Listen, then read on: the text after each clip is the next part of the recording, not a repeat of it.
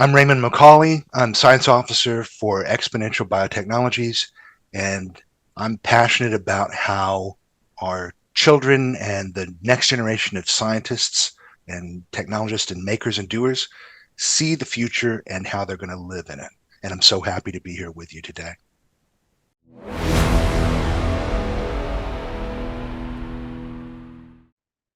Ray, it's absolutely wonderful to have you. A true privilege to connect with yourself and people like yourself. Ladies and gentlemen, we are on Voices of the Future. Raymond McCauley is a science officer in an exponential technologies future. He's a scientist, but he's a technologist. But more than that, he is a curious little kid who, right from the very beginning of his life, he was tinkering, he was playing, he was experimenting, and I'm sure he will share a lot of those stories. And he had this true curious mind, which I find absolutely fascinating for discovery, for exploration. Putting him into a box is impossible. So the fact that he has done a very short introduction as science officer is perfect. Because he's much more than that. It's science, it's technology, it's innovation, it's product, it's helping entrepreneurs, building boards, and so on. And he plays in all of these environments. And he talks about digital biology. God knows what that is, but I'm sure he'll explain that to us today. And but it's so wonderful to have a polymath, a person who can think in 5 different dimensions and bring it all back in to us. Ray, welcome. Wonderful to have you here. Thank you so much. And I've got to say, it's just such a pleasure and an honor to be in such august company. We were talking earlier, the people that I don't already know and work with that you work with, the ones that I are people I want to work with. The other half are people that I do work with and I'm so excited about. And then the rest of the folks who are new to me, I really want to get to know them because if they're in that company. So it's so great to be in that big noisy room with everyone. Absolutely, and like I said, you're an explorer. You love to experiment. I hope I did justice to your introduction.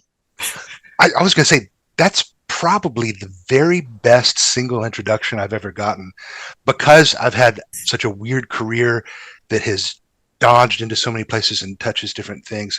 Yeah. It's so hard to do it without just reading a crazy laundry list. I don't even let people mention my degrees anymore. So Yes. I really feel like you cut right to the heart of it, and I appreciate it. Thank you. Thank you very much.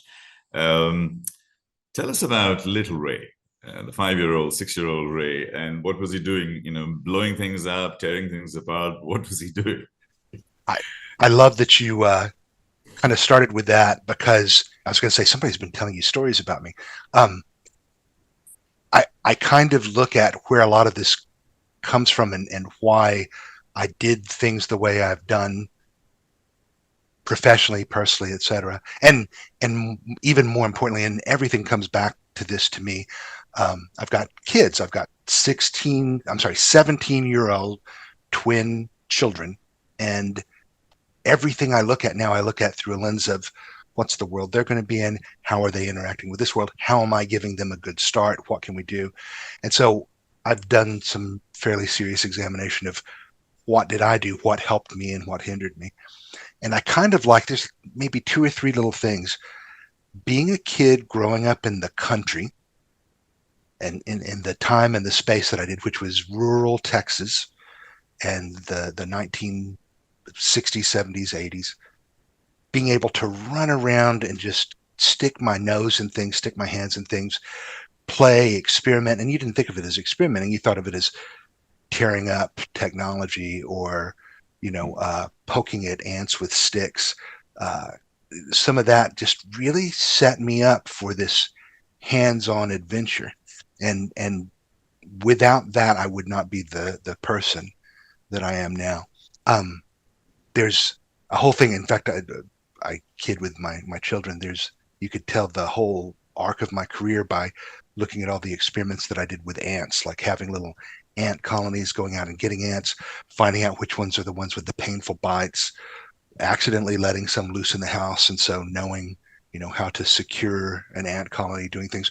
And then as a kid, watching all the pseudoscience documentaries of the 1970s, where my parents would want to go out on the town and they'd drop me off at a theater, and I'd watch something on pyramid power and the Bermuda Triangle and cryogenics and this stuff.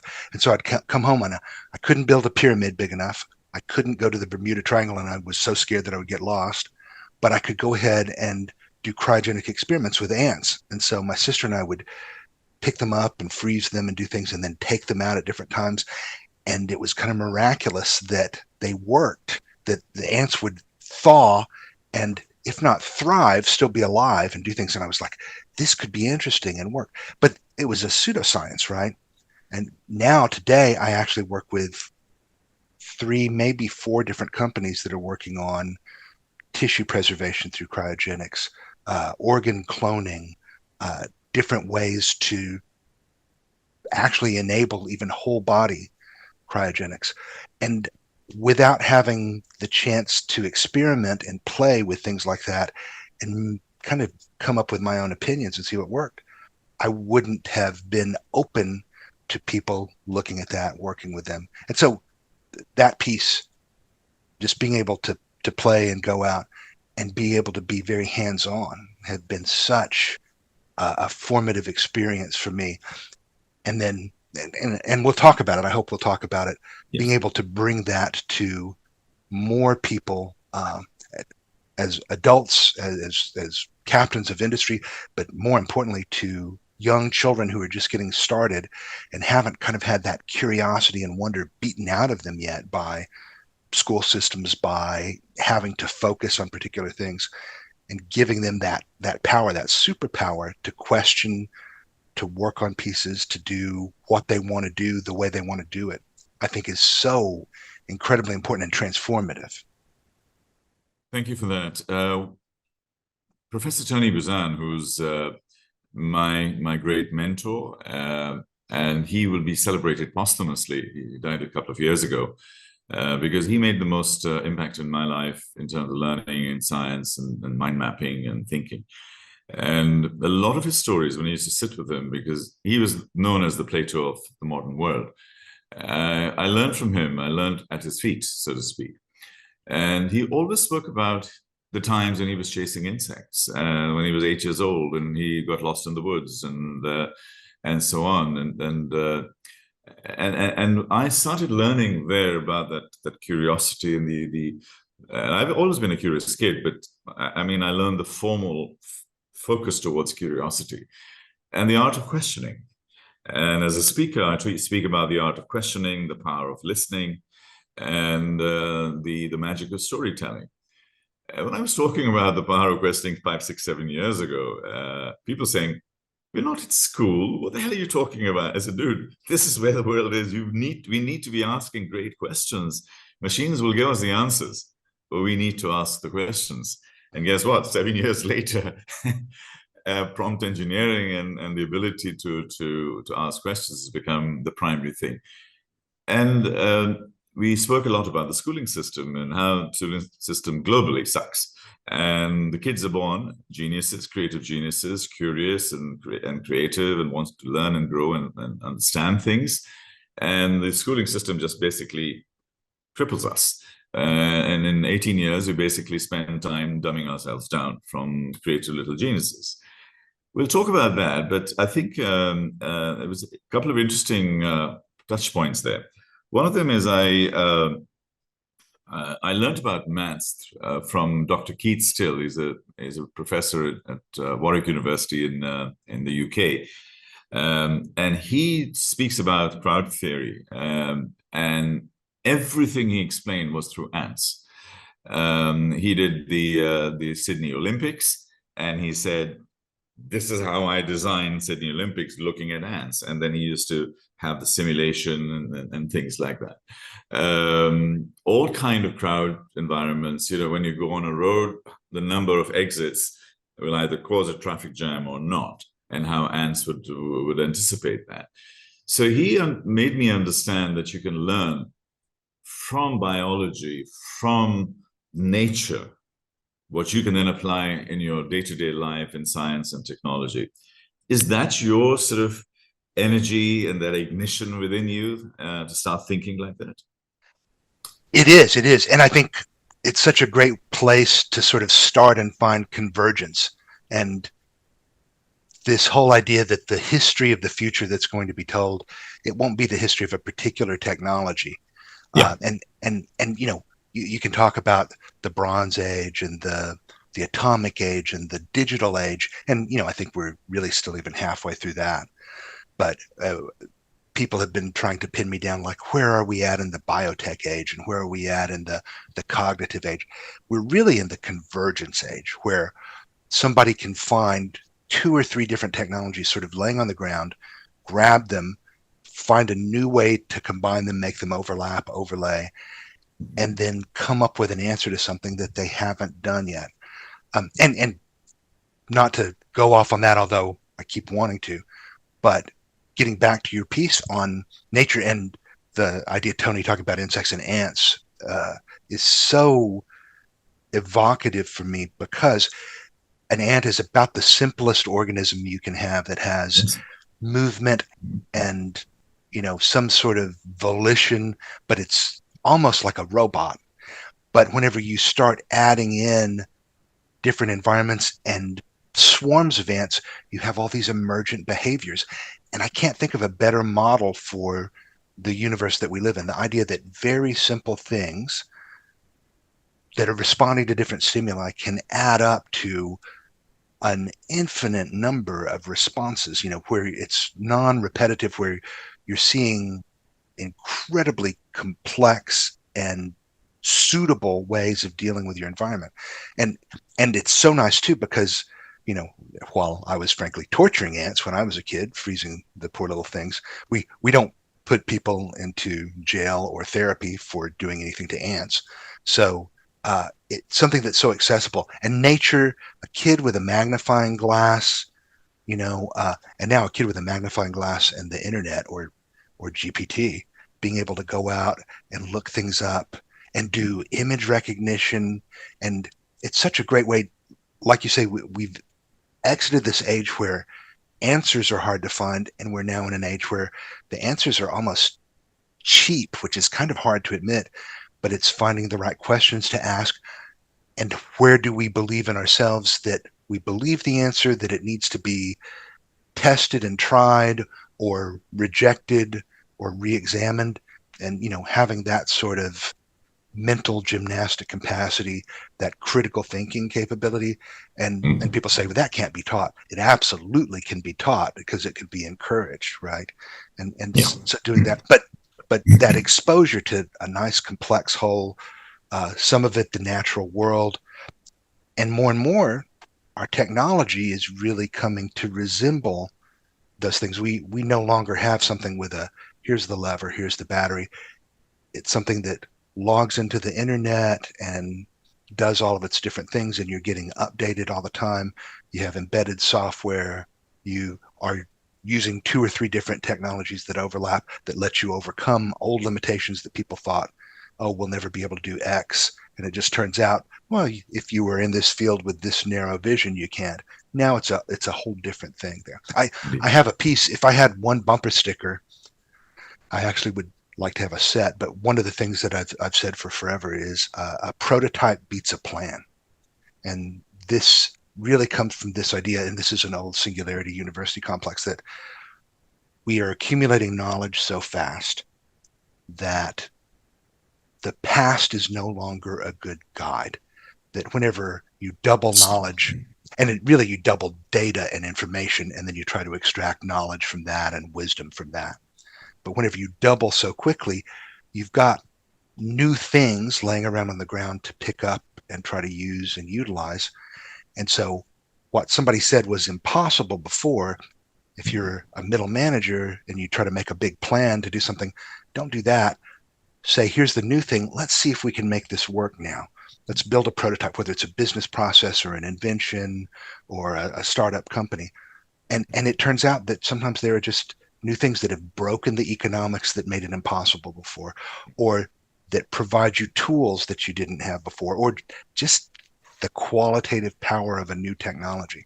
And I Interesting. think that applies all up and down the line, from investors, later in life and what they're looking at doing, all the way down to what kids are doing in school. It's like if you get Mhm. your hands on and try things, you learn a whole new way to approach it. But It's a very nice segue, Ray, to talk about something which is very dear to my heart, and I dare say to yours. I hope it is. Most of my presentations, my first, second slide is, and I put it up there. So, what's the most important thing in the future that will define our future? So, rhetorical question. What do you think will be the one, two, three top things that will define our futures? if you could write me a novel, but what's the last chapter? What's the summary of the last chapter, so I could go there? And after kind of looking at that for a while, and looking at through the lens of what's the future my kids are going to live in, where are we going, that in 10 years people don't realize we're going to get there faster or slower. Um, and I think there's so many things, and there's so many insights you glean from other people. But in my main field, in biotechnology, some of the things going on, it's just incredible, both the renaissance and the revolution that we're going through. And I'm bearing the lead, but because everybody always wants to talk about AI now, or machine learning, which is what I like to more properly call Yeah. what's going on. I don't know if we're going to win that battle. And everybody wants to talk about how our jobs and our lives are going to be different. I think that's true, but I like to tell people, AI is not going to steal your job.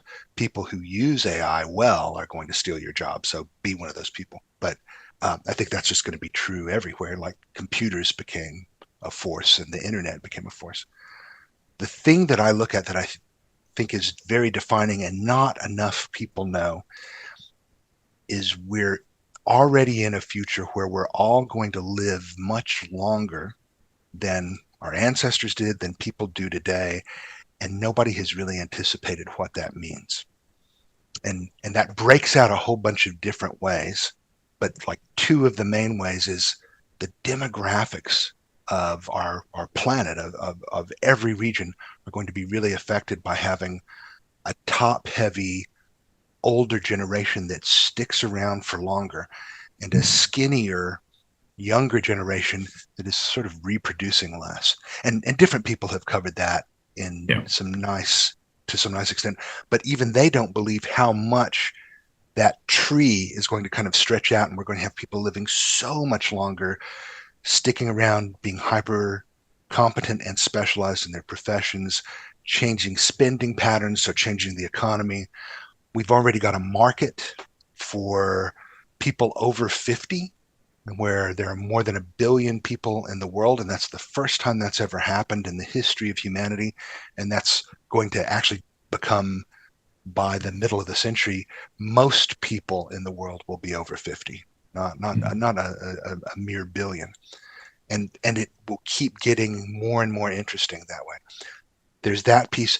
And then why that happens, what's happening to our medical systems, our technologies, and all those pieces. And that's sort of, that's chapters 1 through 10 of the book, where this is the last chapter.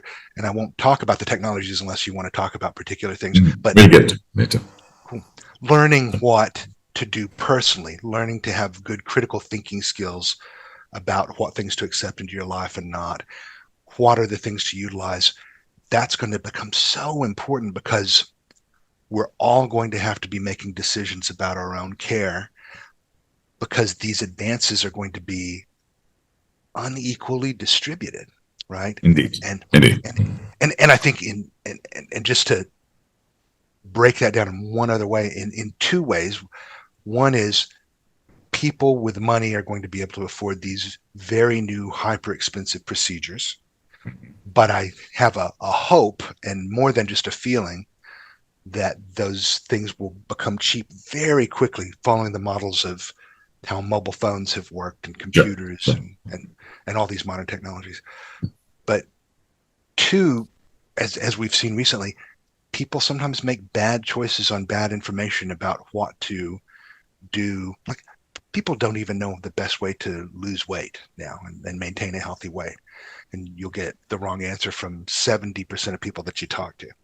they'll say, just exercise more, which is the wrong thing to do. Um, Things like that. So becoming an expert in your own health, knowing how to pick and choose, and living in this ever expanding era of a whole new menu of possibilities and what you've got to do. And you don't want to screw up your upgrade path. You want to be able to keep aging healthily and gracefully. And Yeah. I think it's amazing how that's going to work. And if we get it wrong and we don't find ways to regionally, economically, evenly distribute those things, we are going to be in literally a world of hurt. We're going to have a planet full of people who are unhappy and dissatisfied, and it will Yeah. make previous revolutions look like little bitty tempests in teapots. Yes, indeed. Ray, that's a beautifully intelligent, complete answer from a super intelligent, smart person who knows a lot. But you precisely fell in the trap that I set for you. Because that is sort of what I expected. At a very simplistic and a very human level, to me, what's going to define our future is one word, and that is trust. The essence of trust in everything that we do, whether it's medical science, whether it's AI and robotics and drones and so on. If we don't have trust, we don't have a future. Very closely underpinned with truth and ethics. So this little trifecta of trust, truth, and ethics and transparency in the process is what is going to help us define our future. Because right as you ended, the dystopian part of the future needs to be addressed right at the very beginning by building trust. And globally, there is a trust deficit completely with organizations, with governments, with everything, number one. There is a truth deficit, as we already know. There is a disconnect in terms of hypercapitalism on the one side and the polarization happening. So there's a new group of people coming in who trust you less because they don't even understand you and you don't. So there's a disincentive. So therefore, trust, truth, and ethics become the lead at the top of the pyramid. And then the next layer below that is empathy and values and a sense of humanity.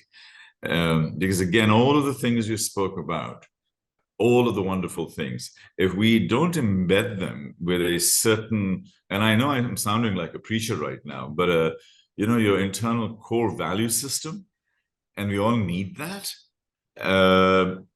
we'll have super efficient, super fast things, but we won't have any meaning. We won't be able to make sense. So I start soft by doing these kinds of things, and people say, "Oh, this is really soft," and I said, "No, this is really hard. Trust, truth, ethics, love, harmony, compassion, spirit, soul. This is hard. This is where we really need to, the more technological we become, the more human we need to be. And therefore, all our human instincts, and we've got a lot of them in our human attributes. We only use 2, 3, or 4 of them. Universities only ask for our numerical and verbal capability. What about our kinesthetic capability? What about our sensual capabilities? What about our, many other intelligences? We have about 10, 12 intelligences. So my thesis is that it's the most important thing to go back to some of the basics and utilize that as the lens through which we look at science, through which we look at technology, through which we look at life, and somehow find a way to align our incentives. Because at this moment in time, hypercapitalism, making tons of money, becoming the next trillionaire or trillion-dollar company is far more important than saying, well, I think that could screw up this school and this life the way we know it in this particular aspect. Individually, a lot of people are doing it. Collectively, I'm really, really worried. Thoughts?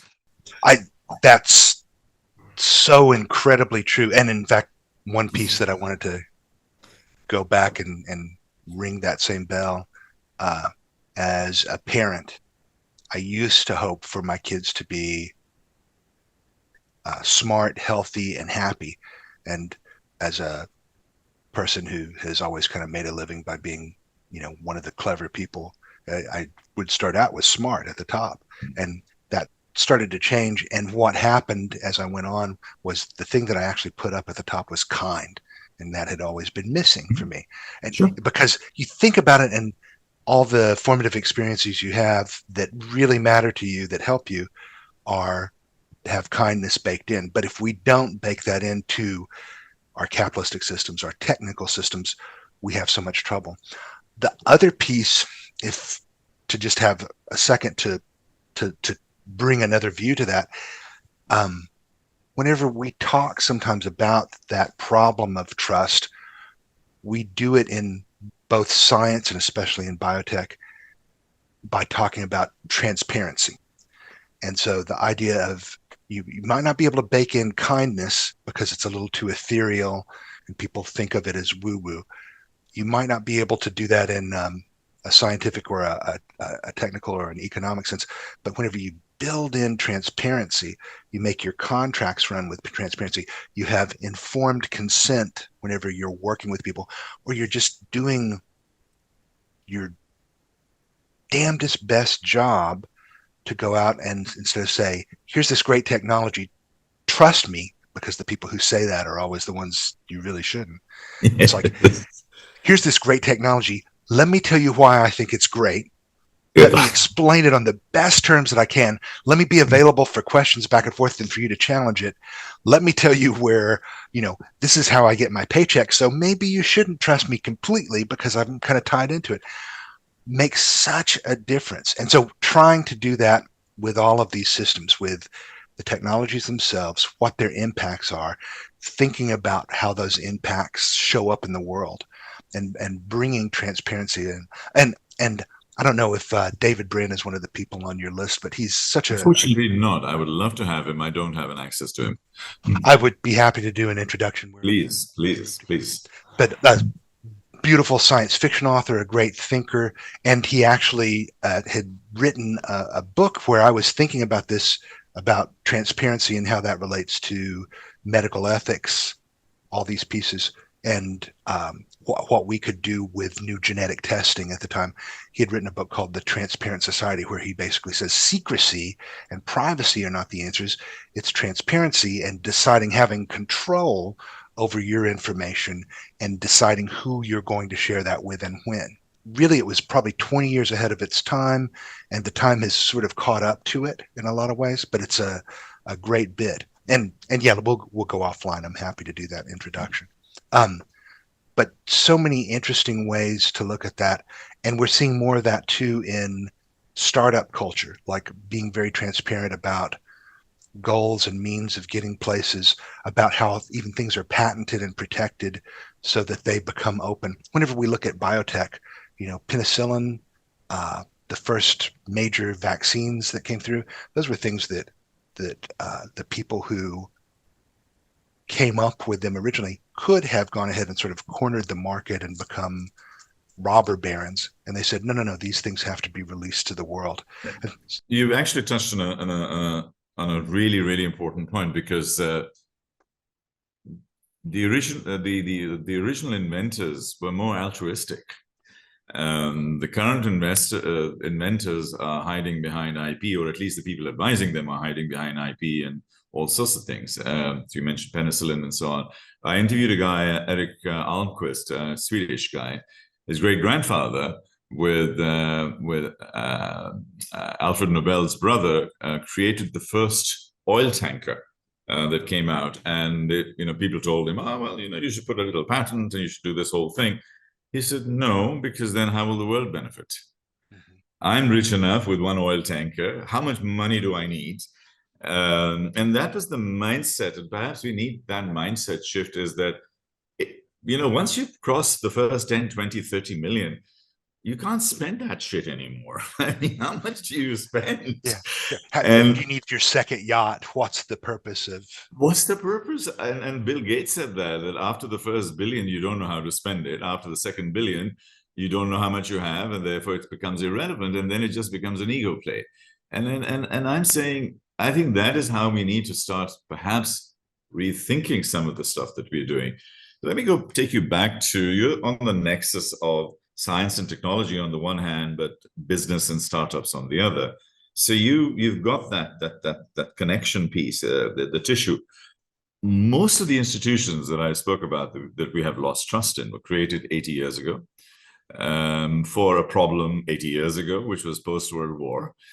And so United Nations, World Bank, IMF, World Health Organizations, UNHCR, all of them were created in 45, 46, 47, Bretton Woods Conference, and so on. They're out of date. They're toast. They try. And now we've got a bit of WEF and everybody turns up there in their private jets and, parties and stuff like that and have a little... then we have COP and everybody comes and speaks for 10 days about climate change and stuff. What are the new institutions and I would almost say biological systems that we need to start creating? Because I don't think it's a block. I don't think it's a structured block that can control today's world. What are your thoughts of what new institutions need to come in to look after the next 25, 50 years? I love that. And I love the way you're thinking about it already, because it actually lends itself to some biological thinking. Whenever we talk about doing this and doing it right, one of the first words that comes to mind is grassroots, which means instead of a top-down hierarchy, how are we going to grow this naturally and organically from the simplest, easiest beginnings? Or to even get back to our ant analogy, it's not the queen controlling the hive. It's the fact that you've got the hive with a lot of emergent behaviors and things happen. I think we're actually really at the first part of an organizational revolution that has to do with some of these pieces. And some of it's technologically driven, and some of it is people basically being fed up with old institutions that are creakily still trying their best, but not keeping up with the new world. Sorry to interrupt, but I thought things like DAOs and blockchain were touching on that, but it never sort of found its way. I like to think, and I think you and I both have a fascination with NFTs, and some of the work that I've done with Kathy Wood at ARK Invest, they had really, instead of that being just like this weird collector thing, they were like, no, the NFT is a new token for not ownership, but being able to tag something as unique and do things with there. And it kind of opened my mind up to that, the idea of some of these electronic currencies going back to smart contracts. I think we still haven't seen the era of the smart contract come into fruition. And that's a piece of it. Something that everybody is, I think, so familiar with because we're now steeped in it. The internet being this huge, organic, self-repairing, wraparound censorship like it's damage piece that has a whole bunch of small maintainable pieces that you can now access cheaper and cheaper and cheaper is a great example of that. We have so many of these other technologies, the ones that we always sort of have in our list of exponential technologies, that you used to have to be a Cold War power to access and use. And then you had to be a major nation, and then you had to be a multinational corporation, and then a big university. And now you can be two kids in a garage and pioneer something new in 3D printing or synthetic biology or some sort of generative AI being one of the best examples, where people are leaving it laying around on the ground and you can do things. The groups that provide the support for that, and this is getting back to the organizational piece.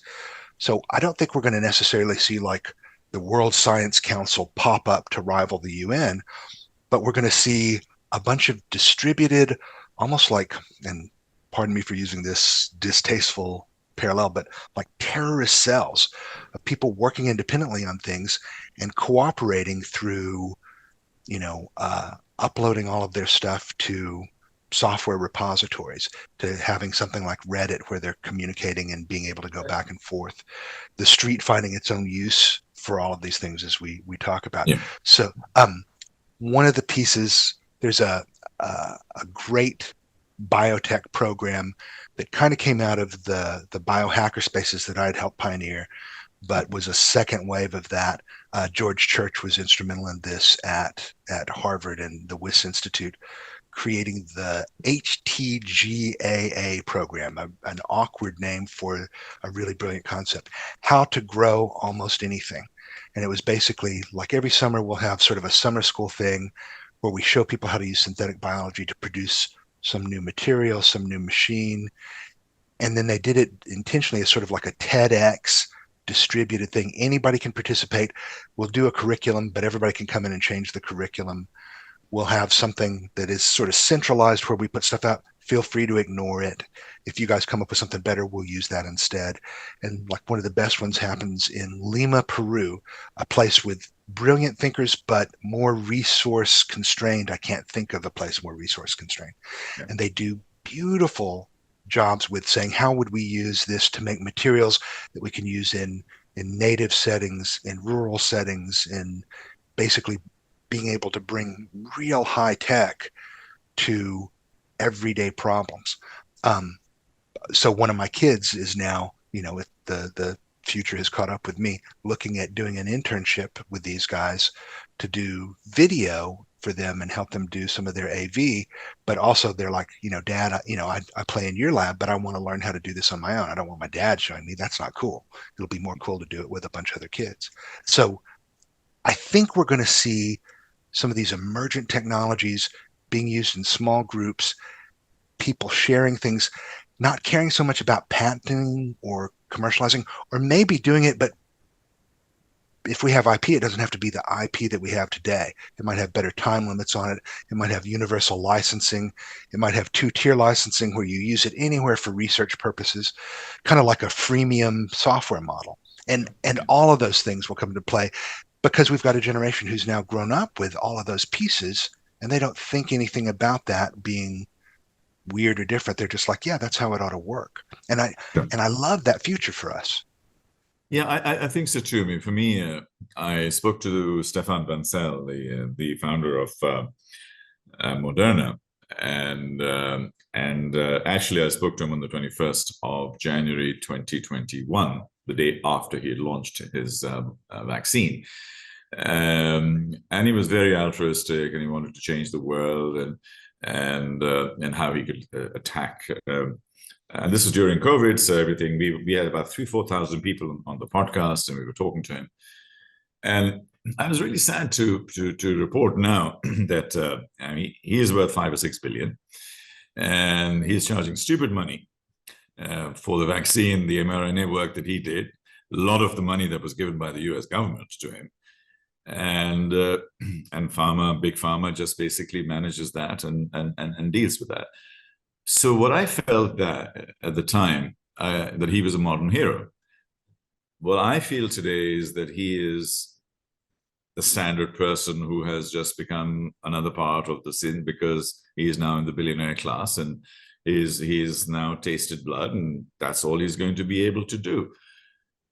So we need to shift our thinking in terms of how best can we go out there to make a difference, because science and technology won during COVID, but politics and distribution, it completely failed globally. Yeah. Because the southern half of the world got none of this, and they just had to work through COVID and die if they had to die, or build their immunity if they did, and they survived, while people like Stefan ended up becoming billionaires. That's the kind of shift which I think your young children need to start feeling like, not on my watch, this ain't going to happen with the next pandemic. And I think that's the mindset that's going to start changing stuff, and then the systems will follow, in my view. Because, yeah. I think that's absolutely right. And people like Stefan, and I'll mention him in the same breath with Elon Musk, people who started out to me as folk heroes and really challenging the orthodoxy and doing something new. And then to some extent, that reputation has gotten tarnished. And, you can be a fan or not of Elon. It's hard to deny that he's done some great things.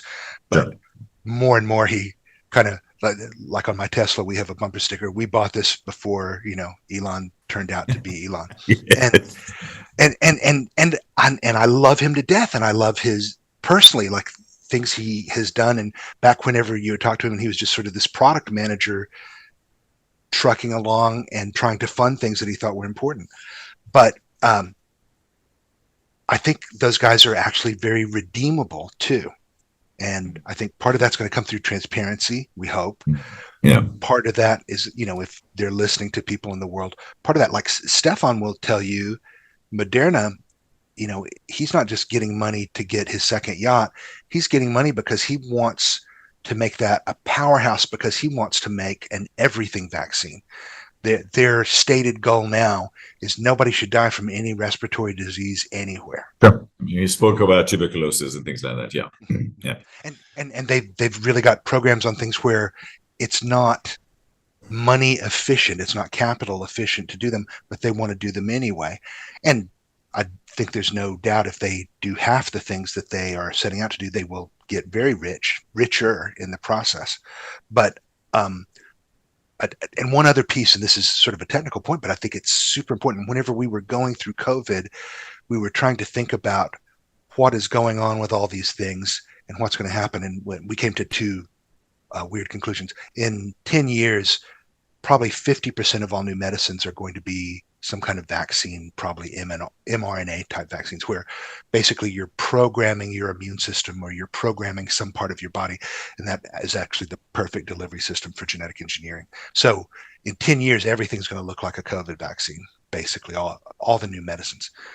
Two is, one of the big drawbacks to doing this and distributing it equitably and globally is if you just have a few companies in control of the intellectual property and the ability to make these things, making the little lipid nanoparticles that the COVID vaccine is in, that is the delivery vehicle, is a little more complicated than making a 747.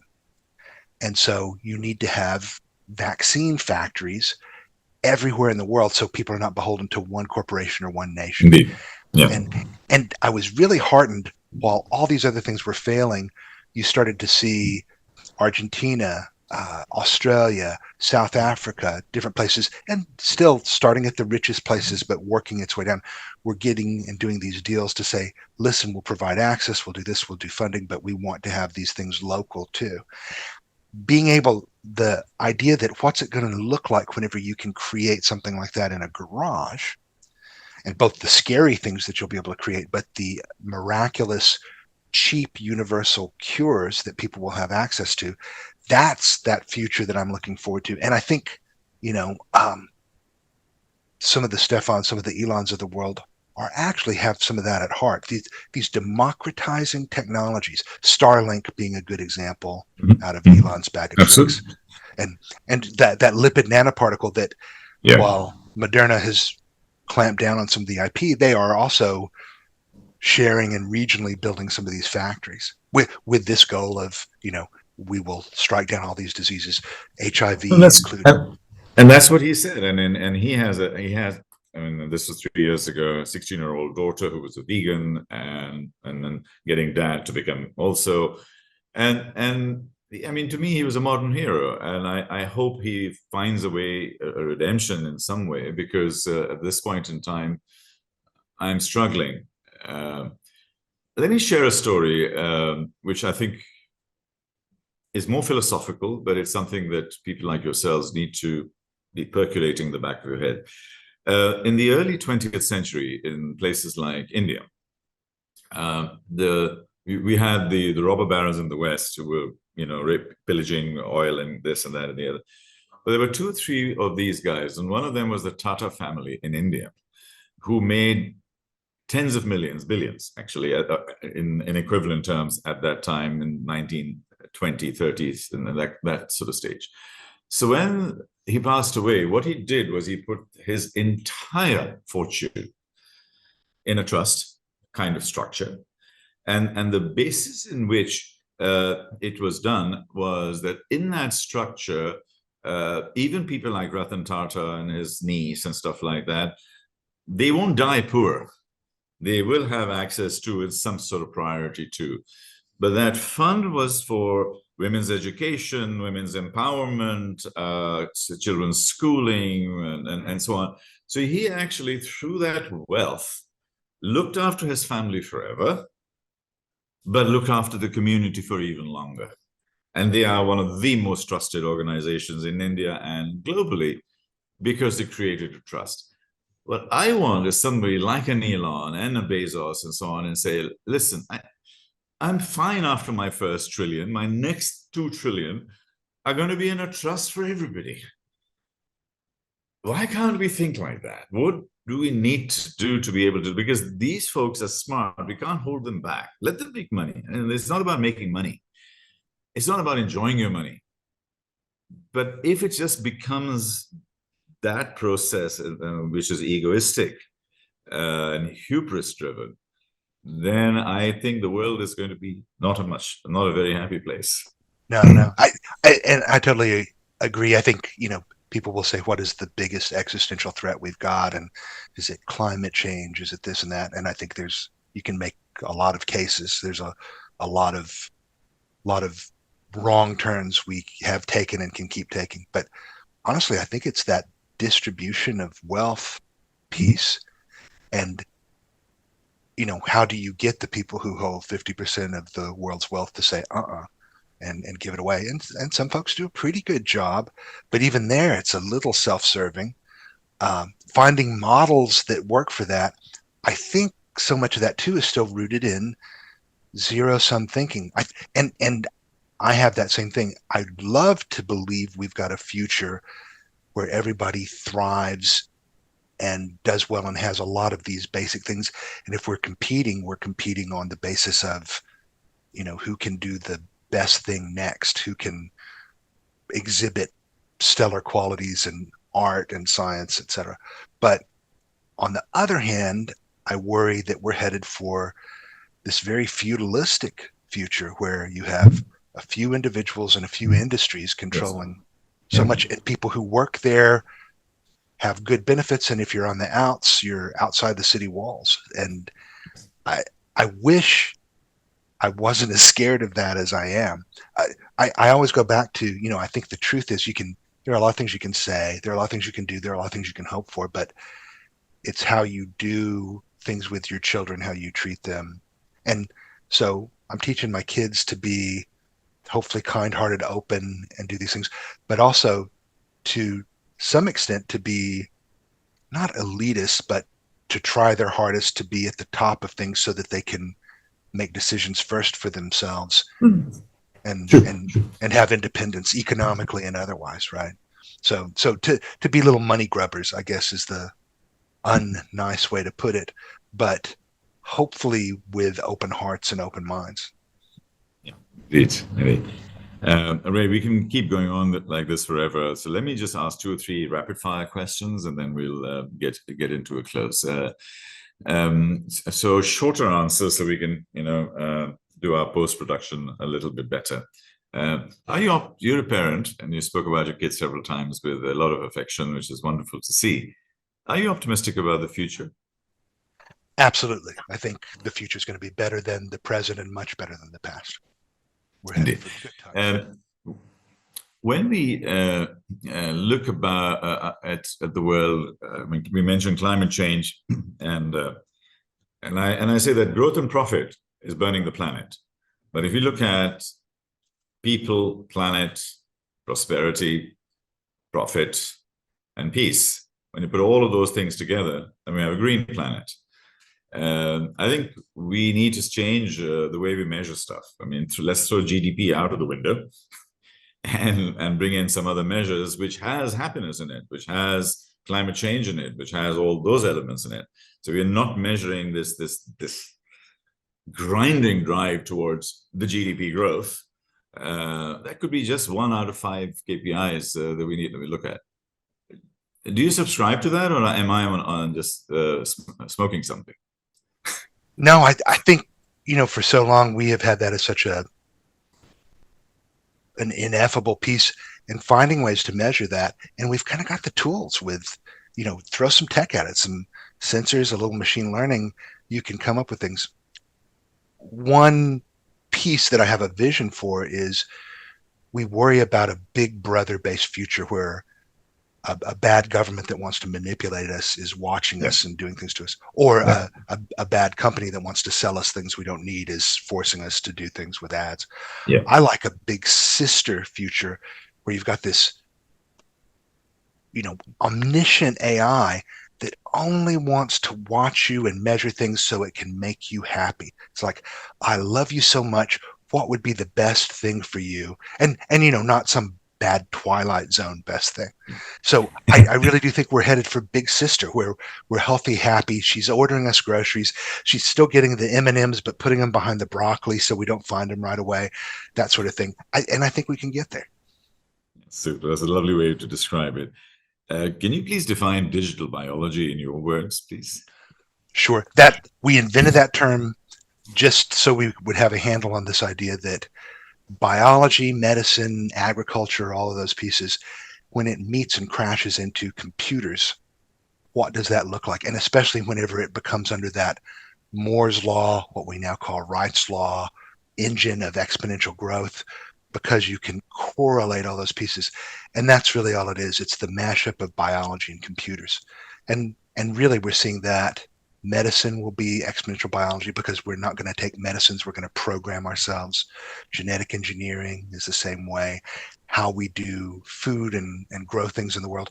And then soon how we produce everything. Any material that you look around in the made civilization, we won't dig it out of the ground, we'll grow it. And that's where we're headed. So all of those things come under the heading of digital biology. Pun intended, will quantum computing give it a quantum leap? What you're doing? Absolutely. One of the big puzzles for digital biology has always been the structure function puzzle. So how, whenever you have a protein that works a certain way, how do you know how it works? And can you design one to do something you want? Because of the way it works, quantum computing takes that from the realm of the impossible, 30 centuries to compute, to ask me Wednesday and I'll tell you what to do. And so that's one of our big big arrows in the quiver coming up. And my last big question is, you speak about science and biotech and so passionately. And I get that, and young people need to specialize it and learn all of that. But all of those human skills that I spoke about, love, compassion, kindness, you mentioned many times, humanity, compassion, heart, soul, spirit, judgment, critical thinking, imagination, creativity, and so on. What are we doing to spend time on this, learn this more, reward this more, and be cool to be doing these things? Because what you're talking about for a non-scientist like me is super cool. But I think this is super cool too, which is what I talk about. How do we marry these two, and how do we get this into schools? How do we get this into business? How do we make decisions with both of these things together? I love that question. I love thinking about that. And kind of my pessimistic answer has been, I've given up on the current older generation, and we've got to concentrate on tomorrow's leaders and do this. I've gotten to work with kids who are trying to set their own curriculum for things. And we actually came up with a mirror curriculum, which took mathematics and changed it into numeracy, took, English and writing and changed it into communications. And one of the things, there's actually 10 different courses in this. One of the courses is a course in empathy and responsibility. And that resonated with me so much. And it was the last one that I had added, and the kids were like, no, this is how we could do it. And they were thinking as global thinkers. They were thinking like, how do we do not just citizenship and government, but how do we become responsible to the world and to each other? And so I like this idea, if we are baking in empathy and responsibility, which really speaks to the kindness that we talked about, speaks to the piece with transparency, the whole thing, I think that makes a huge difference. Yes, indeed. And as we look into the future, if you were to just put a bumper sticker or a message in a bottle, which your kids pick up 10 years from now, what would that bumper sticker say what you feel today about tomorrow? Tomorrow's going to be a good day, but I do think the world is going to get more and more complicated to live in. And most of us will not be in control of our own destiny in our day-to-day lives. So having a personal mantra of change what you can and manage what you can't. That if we're all living in the future, we're going to have to find a way to do it where we're in collaboration with the future and be able to go with that flow.